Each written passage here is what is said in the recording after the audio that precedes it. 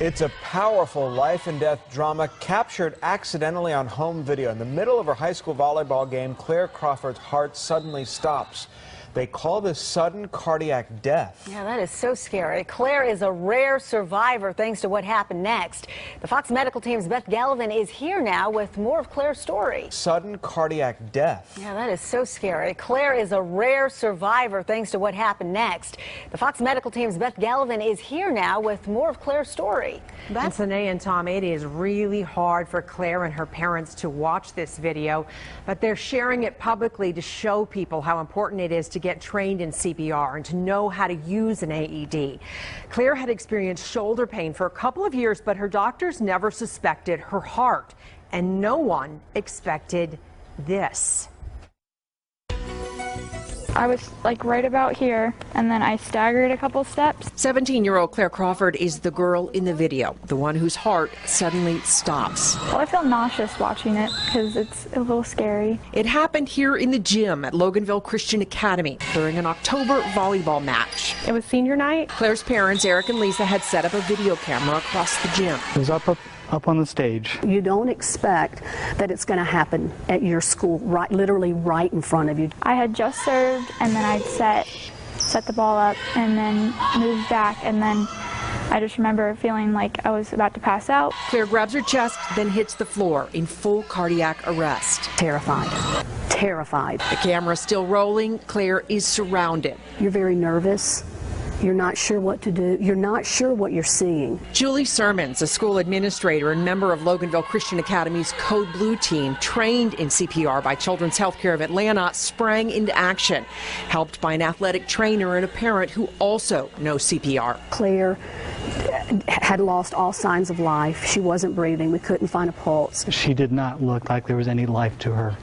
And I, at that point, didn't know what to do. But Julie Sermons did, because the Code Blue team had practiced this same drill at least 15 times in the last 6 years, and instinct and training kicked in. You do the one thing that you know to do, and then you do the next thing, and then you do the next thing. Have someone call 911. Go grab the AED. That AED was only about 30 feet away. Lots of praying. Lots of, panic and praying. You hear a lot of noise. The machine is constantly telling you what to do. It was telling her to shock, which Julie and I kind of looked at each other, and then she pushed it. And just like that, 4.5 minutes after they lost Claire, they get her back. I woke up to one of the ladies in my face that had been giving me mouth to mouth, and the AED machine was like shouting CPR, CPR, and the alarm was going off. Claire's heart, which tests later revealed had 3 severe blockages, had slipped into a fatal irregular rhythm known as ventricular fibrillation, or VFib. And it's a rhythm that can only be corrected by a shock, so if I'd gone down and they hadn't had the AED, CPR would not have been enough to bring me back. I would have had to wait for the ambulance. Walton County EMS got there quickly in about 11 minutes. By that time, Claire was already sitting up and talking. She underwent a triple bypass, then surgery to put in an internal defibrillator. I was just blessed to be in a place where it could be treated. So 2 weeks before that, I was in Honduras on a mountain, and there's no way if it had happened then, I would have lived. And this week, Children's Healthcare of Atlanta shared the video of Claire's AED save on its Facebook page. In the first 2 days, it's been viewed 7 million times. One of the comments that sticks out are, why would any school not have one of these? And Loganville Christian has 3 stationary AEDs and 2 travel ones that go with their sports teams. They were all paid for with grants. Children's Healthcare of Atlanta's Project Save trains schools in how to respond to emergencies just like this one.